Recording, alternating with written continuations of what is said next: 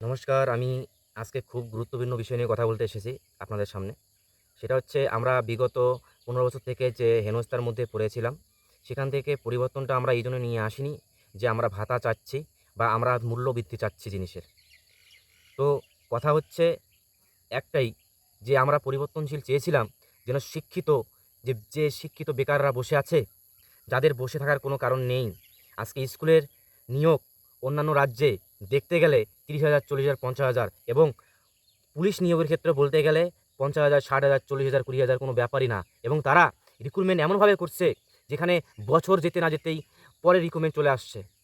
যেখানে আমি একটা হাস্যকর ঘটনা বলতে যাব যে যখন ২০২৪ রিক্রুটমেন্টের ডাব্লিউবির যে আ রে এক্সাম হলো, এক্সামের পর রেজাল্ট আসলো, আমাদের পিএমটি-পিইটি ডাক আসলো।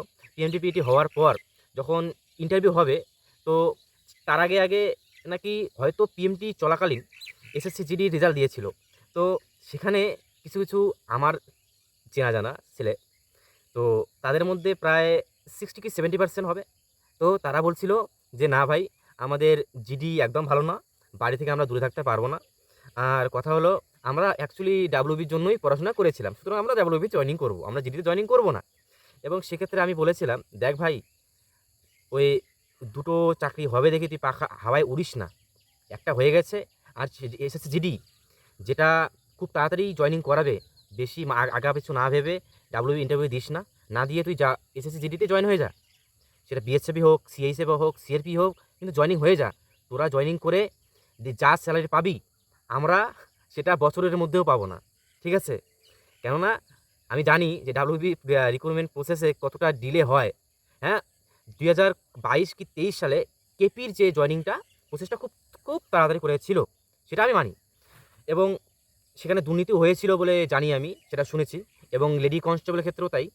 জানি না কতটা সত্যতা সেটা আমি যাচাই করিনি।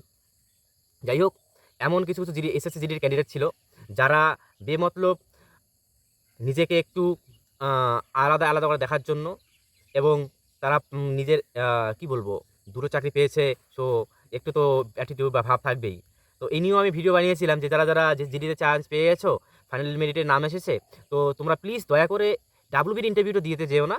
কেননা যেখানে এমনিতেই আমাদের রাজ্যে যা বেকারত্বের যা অবস্থা, ৪ বছর থেকে তো আমাদের এসএলএসটির যে নিয়োগটা সেটা তো স্টে হয়ে পড়ে আছে। স্কুলে তো মাস্টার নেই। কিছু স্কুলে ২ টো কি ৩ টে মাস্টার আছে প্রাইমারি স্কুলে। হাইয়েস্ট স্টুডেন্ট হবে সেখানে ৬ থেকে ৭ জন। স্টুডেন্ট তো স্কুলে আসেই না। তারা কেননা বেসরকারি স্কুলে পড়াশোনা করছে। যাই হোক, এমন অনেক কিছু থাকবে। তো আমি আসি নিয়োগের ক্ষেত্রে যে আমাদের মহা আমাদের মুখ্যমন্ত্রী মহাশয় বলেছিলেন যে দুর্গাপুজোর আগেই জয়েনিং করাবে। ১৬,০০০, ১৪,০০০ যাই করাক না কেন?